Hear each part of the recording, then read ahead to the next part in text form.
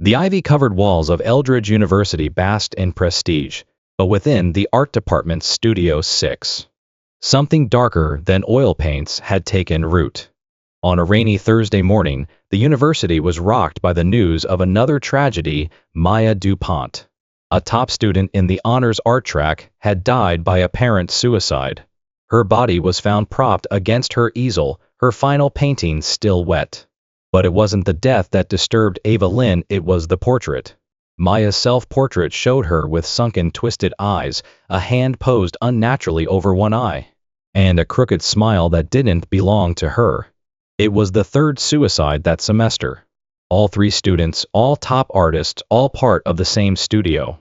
All had painted similarly eerie self-portraits before their deaths. The university board blamed pressure. The media ran with it. But something told Ava it wasn't just burnout. Ava, an intern working under the meticulous Professor Callow, stayed late that night, sorting sketch pads in the dimly lit Studio 6. That's when she first noticed it. The antique mirror at the far end of the room, one she'd walked by a dozen times, was vibrating ever so faintly. The glass shimmered slightly, like water disturbed by a whisper. She paused. The room behind her was still, but the mirror's reflection was not. In it, her classmates moved, gestured, stroked invisible canvases. But when she turned around, there was no one there. Her breath fogged the glass, and she swore she saw herself smiling faintly back. A smile she knew she wasn't making. The next day, during lunch, Ava tried to tell a fellow intern, but he laughed it off, chalked it up to nerves. Still, she returned to the studio alone that evening, drawn by a sense of dissonance. That night, she saw something that made her drop her brush. In the reflection, she was painting something on canvas, eyes hollow, lips stitched, while her real self stood completely still. And worse, when she approached the canvas in the real world, it was blank. Her reflection, however, kept painting. Shaking, she backed away. The mirror began to tremble, then hum. Her name echoed faintly, a whisper behind glass. Ava fled, but her curiosity had been ignited. Why did the mirror only behave this way when she was alone? Why were all the suicide victims using the same mysterious hand symbol? And why did it feel like something was trying to speak through the mirror, not just reflect, but reach out? The seeds of suspicion planted deep in her mind. Ava knew she couldn't look away. Something about Studio 6 was trying to be seen. Something unfinished. Something that didn't want to be forgotten. And she was beginning to realize it had chosen her. Ava couldn't shake the mirror's reflection from her mind. That distorted version of herself, silently painting horrors unseen on any real canvas, haunted her every blink. She returned to Studio 6 the next day, this time with a handheld camcorder hidden in her bag. She needed proof of something. The footage she captured was worse than she imagined. Shadows that slithered across the frame. Whispers in Latin just on the edge of hearing, and her reflection moving even when she stood still. Her heart pounded as she paused the video. In one frame, a pale hand not hers reached toward the glass from within. That night, she started poring over the archived works of the deceased students. Access was restricted, but her position as an intern gave her just enough leeway. Each of the symbolic self-portraits had something in common: a hidden motif, a hand gesture over one eye, distorted brushwork suggesting something watching from beyond the frame. She flipped through pages of their sketchbooks and found it again and again, subtle, embedded, as if compelled into the page. Eldridge's art department had a long history, and Ava knew she needed help connecting the past to the present. That's when she found Elias Wu, a sharp but wary graduate student in the history of ritual arts. He kept mostly to himself, but when Ava showed him the footage and the portraits, his eyes narrowed with recognition. "They're not just drawing," he muttered, "they're performing." Elias explained that what she had found mirrored something called ritual aesthetics, an arcane belief that intentional gestures and repeated symbols within art could summon, bind, or communicate with unseen entities. Together, they combed the university library and stumbled upon something alarming: a series of old student yearbooks from the 1960s and 70s containing class paintings, many bearing that same hand over eye gesture. Some of those students they discovered in the school's press archives had vanished. The last clue came unexpectedly. Behind a forgotten bookcase in a rarely used wing of the library, Ava found a canvas rolled up and sealed in wax. She pried it open to reveal a painting of herself, not just someone who looked like her, but her exact likeness only. It was dated 1938. Her breath caught. "This doesn't make sense," she whispered. Elias said nothing, but his jaw clenched. Something had seen her long before she ever arrived. As the studio mirror began shaking harder with each passing night and the whispers in her dreams grew louder, Ava realized that whatever haunted Studio 6 wasn't just leftover pain or tragedy, it was orchestrated. The suicides weren't random. The mirror wasn't passive. The art wasn't expression, it was invocation. The question was no longer whether she was being watched. The question was why, and what had already begun long before her time at Eldridge. And in the darkest corner of her room, just out of reach of the lamplight, her sketchpad began to open on its own. The storm that had hovered over Eldridge deepened, and with it, the darkness in Ava's mind. Her nights blurred into waking nightmares, dreams of dripping oil, hands crawling across canvases, and whispers speaking in a voice that was hers but not. Her body bore the signs of exhaustion. But worse, her dorm walls were now lined with paintings she had no memory of creating. They all shared the same surreal, brutal composition, her own face, hollowed eyes, mouth sewn shut, fingers raised in that same cursed gesture.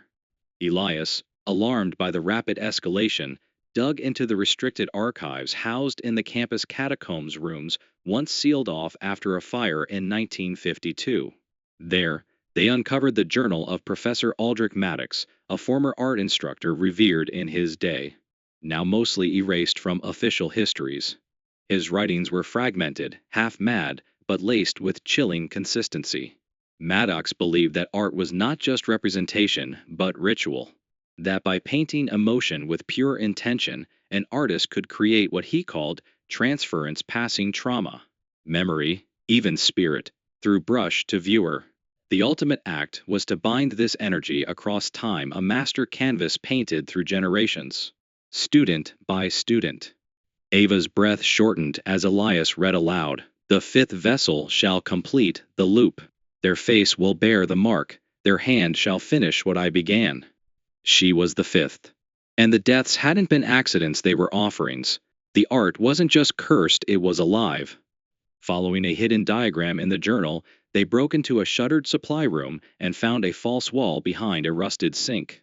It concealed an underground studio, untouched, dustless, and ice-cold.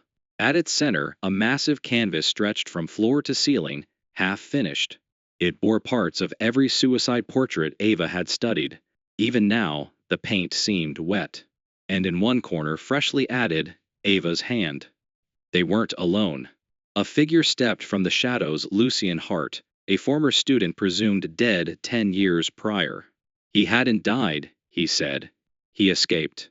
But not without a price. Maddox's ritual had fractured space, turning mirrors, paintings, and sketches into conduits. Lucien had seen things from the other side, faces without names, gestures that bled reality. He warned them. Ava had already been marked. The mirror wasn't a portal, it was a lock. And if the final painting was completed, something not of this world would finally step through. Lucien begged them to destroy the canvas. But Elias hesitated. If we break it, what happens to everything bound inside? Ava didn't wait for an answer. Her hand reached for a brush that seemed to call her name, its bristles blackened by age or blood.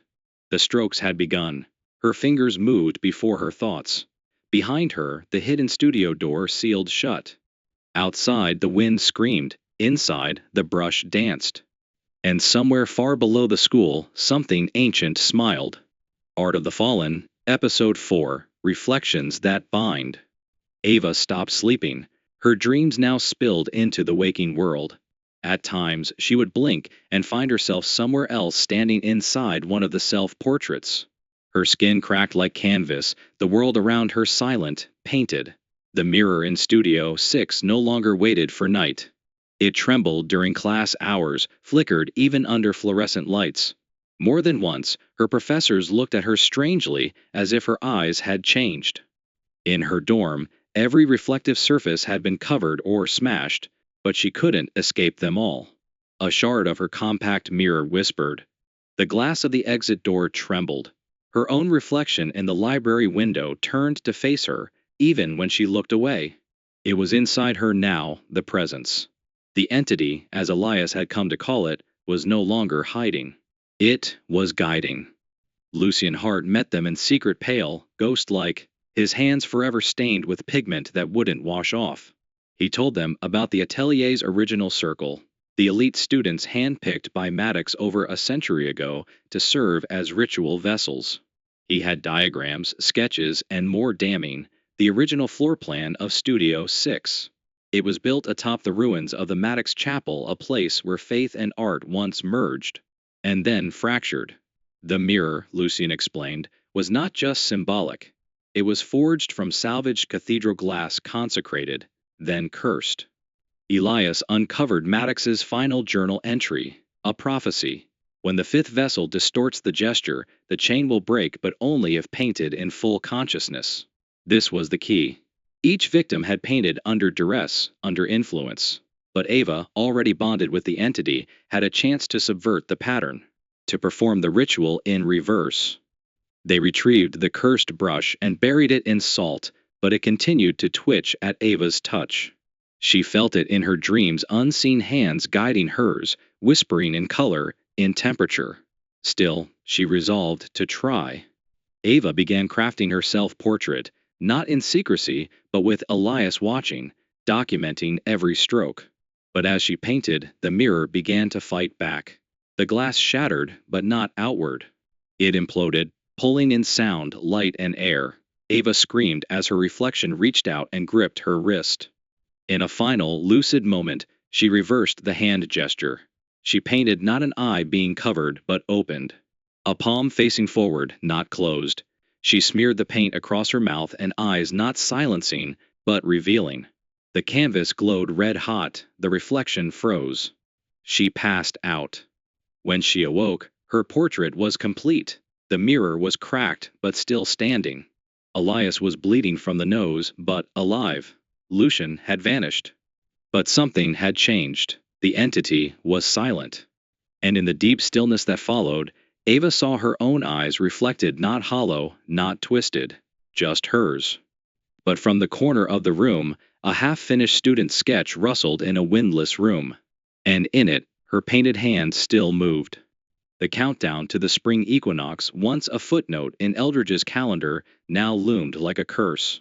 Ava knew this was the deadline Maddox had set in his final journal. The fifth vessel. The fifth gesture. The fifth opening. 5 lives had bled into the master canvas. Only one brushstroke remained. The question was, whose hand would finish it? In secret, Ava planned an exhibition. Under the guise of a student performance, she requested Studio 6 as her venue. Professors, students, faculty members all invited. No one knew this would be the site of an ending. As she stood before the audience, canvas blank before her, Ava felt the air shift. The mirror behind her, restored with antique care by the department weeks earlier, stood tall, once more cracked but whole. Lights dimmed. Phones flickered. Elias filmed from the side, his grip unsteady. Ava began to paint, not with fear, not with submission, but with intent. Her hands moved methodically, each gesture defiant. She painted herself again, but altered, one eye open, mouth half-parted as if mid-speech. The cursed hand, now reaching not inward but outward, as if shielding others. Then the mirror screamed. A violent tremor shook the studio. The audience fell silent, transfixed. The mirror flashed with every image of the past victims. Maya, Leland, Isabel, Jonah. All of them, blinking in and out of frame. Their gestures contorted, their pain screamed across glass. But Ava kept painting. The entity struck next, lashing through the studio lights, distorting Ava's voice. Fracturing her canvas mid-stroke. Blood seeped from the frame. The temperature dropped. Yet still, she painted. Stroke by stroke, a new symbol took form, not a curse, but a seal. Not a vessel, but a boundary. With a final breath, Ava turned her brush around and sliced through the canvas. The mirror exploded inward. Light consumed the room, screams, then silence. When the smoke cleared, Ava was gone. Her painting remained, a haunting but serene image of herself standing in the doorway of Studio 6. Back turned, walking away, hair drifting behind her in a wind no one could feel. The cursed gesture was gone. In its place, her hands hung freely by her sides. The university mourned her like a martyr. Official reports listed it as a tragic accident during a live performance. The mirror was removed. Studio 6 was sealed, but Elias knew he'd seen her eyes the moment before she vanished. She was not afraid. She was free. Months later, Elias published his thesis on the transference ritual. It was well received but buried.